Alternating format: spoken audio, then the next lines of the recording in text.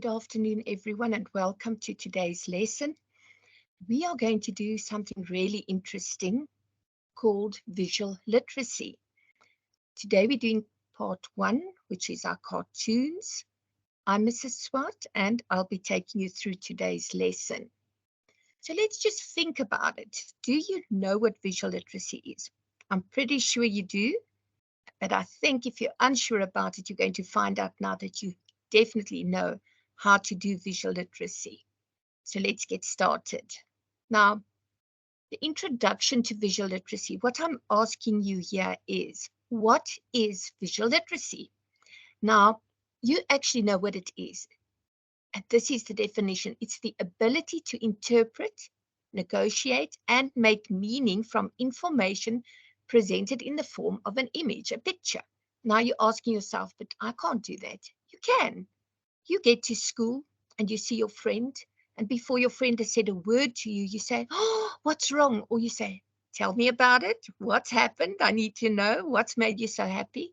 So you don't realize that you are reading something without words. You're reading images or the way people behave, and then you understand what's going on. So it's your ability to interpret visual information. Simply put, I read messages from pictures. You understand images of all kinds and you communicate meaning. So you know what is being said without words being present. And that's something really amazing to be able to do. It's a wonderful gift, and it's something you use in your paper. We have cartoons and we also have advertisements in our language papers. So what does it allow you to do? When you meet people, when you know people that you were at school with, sometimes they're not honest about what they do or how they treat you. So sometimes they will say something and they will seem as if they're your friends, but because you can read their body language and their facial expressions, you know they're not fooling you because you understand that isn't what they mean. So we can read a message without the words present. It's very important to remember that that's what it is. Now, think about this. Whenever you see a heart, you know people are saying, "I love you," or they're showing love towards someone. So we know those sort of universal images. This sign, even a toddler will be able to tell you. If you see a sign and there's a line drawn through, they'll say, you're not allowed to do that. At the hospitals, they have the revolving doors and have a big sign on with a hand, but there's a line drawn through the hand. And even my grandson, who's now 5, but when he was 4 and 3, he already said, you're not allowed to touch the glass. You mustn't touch it. It tells you, don't touch. So you see, we know what visual literacy is. The stop sign, everyone knows what that is. So make sure that you are aware that you actually know what's going on. You actually can do visual literacy. That's how easy it is. Now let's look at what cartoons are. We get two types of, if I can call them cartoons. The one is called a cartoon and the one is called a comic strip. And the difference is very simple, and I'll show you an example near the end of this lesson. A cartoon is one picture, and a comic strip usually consists of more than one picture, except that we don't call them pictures. We mention them as frames because that is the language we use. Now, these are pictures that intend to make us laugh. They comment on current events or they tell stories. So the idea is to make you laugh. It can be funny. They speak of it being humorous. So it can be funny without being funny, ha ha. It often makes you think.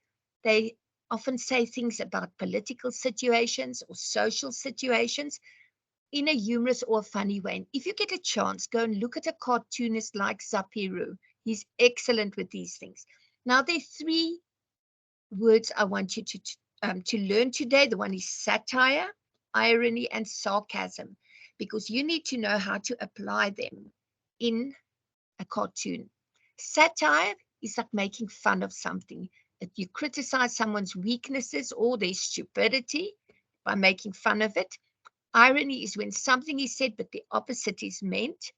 Sarcasm is a harsh form of irony, And the intention of sarcasm is to insult or hurt. We usually say sarcasm when someone uses sarcasm, they want to hurt your feelings.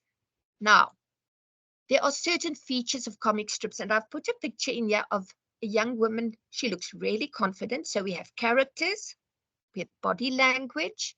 Body language is, it sounds terrible, but from the neck down, that's your body. But remember, your head, your facial expressions, and the way you hold your head will affect your body language as well, because your head could be bent forward or hanging forward, which will then be part of the body language. Rather mention too much than too little.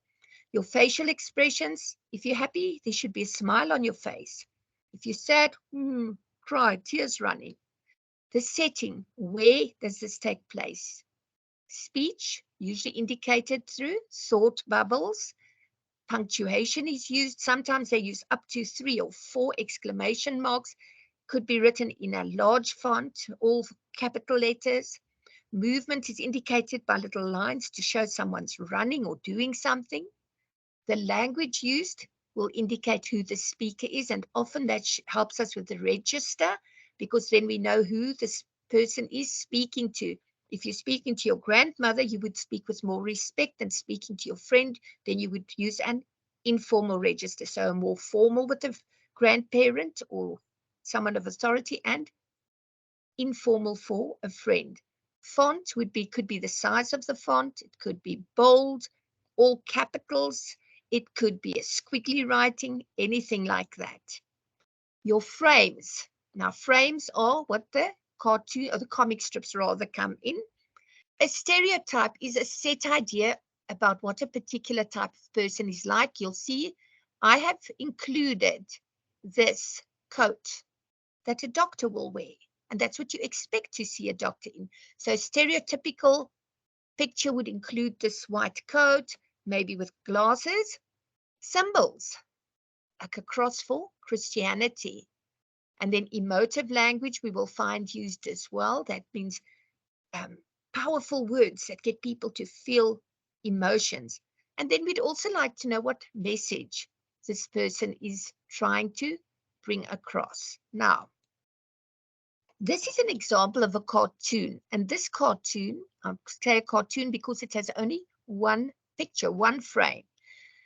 And very often, the whole idea is to bring a message across. This you guys should really understand well, because he says, I figure it's some kind of medieval texting machine. So he's also creating humor in this cartoon, because it's funny that this child thinks it's something medieval, but it was actually a typewriter.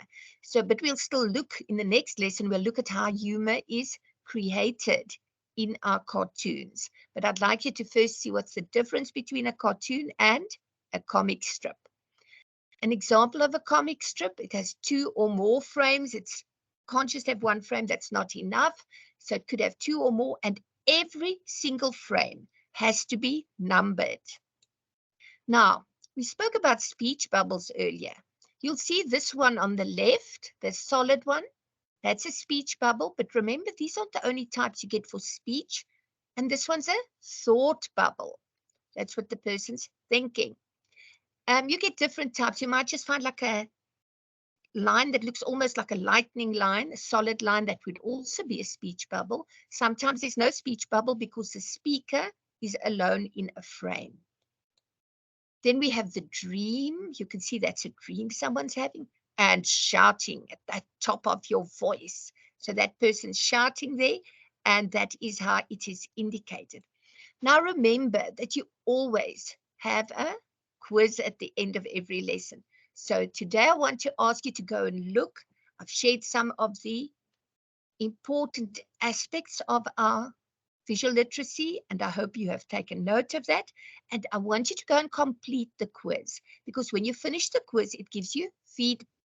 And if you can, share this feedback with your teachers, because I know they would love to see how it's going if you have completed the quiz, so that they have a little bit of an idea of where you need help, and then they can help you with that. So the quiz is on this page. Remember what I say, practice makes perfect.